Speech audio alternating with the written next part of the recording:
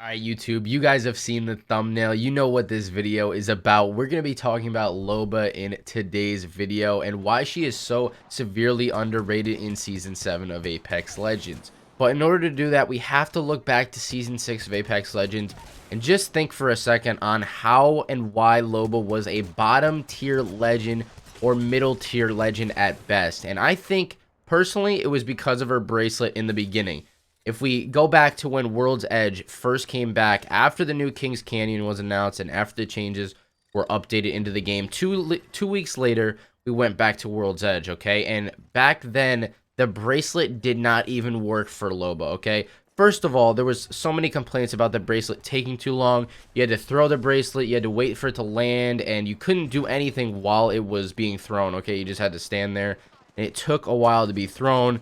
Couldn't be thrown far enough for some people, and after you did land, and if you did land in front of a whole team, it took about 3 seconds to actually put the bracelet back on your wrist, and then you could pull your gun out and shoot. So there was a lot of issues with Loba's bracelet, and especially on World's Edge, like I was going to say, you couldn't even throw the bracelet. You would throw the bracelet and it would just come back to you. Throw it and it would come back to you. It doesn't matter where you threw it on the map. Every single spot on the map, it was broken. You could not even use Loba unless you wanted to specifically use her black market ability, which is the feature in Season 7, okay?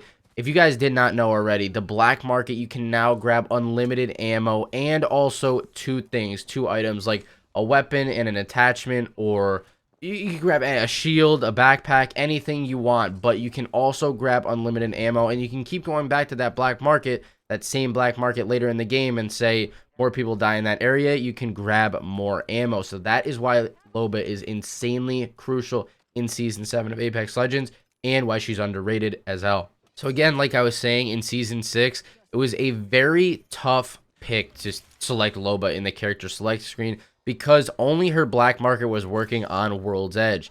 And back then, her black market, you could only grab 2 items, okay? You could only grab 1 stack of ammo. You could, let's say you wanted to go for only ammo. You could only grab 2 stacks of ammo. That doesn't seem right, okay? Or you could grab a weapon and an attachment, but no ammo. So what's the point of grabbing a weapon and an attachment unless you were already hoarding a bunch of that ammo, you know what I mean?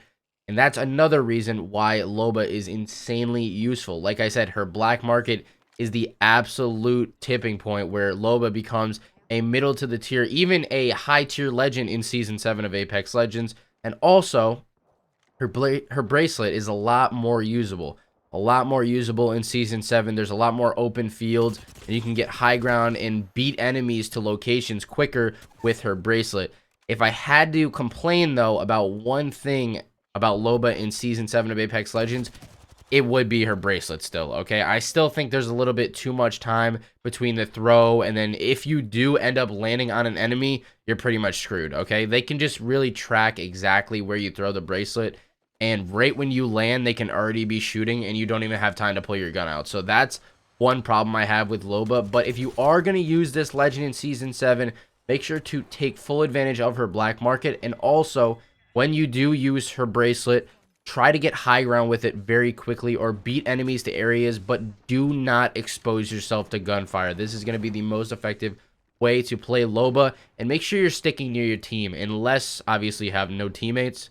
Make sure you're sticking near your team because they will provide a good distraction when you do throw your bracelet. Now, as for ranked, you guys know that I do the ranked gameplay series and all that kind of stuff. Is she viable for ranked in Season 7 of Apex Legends?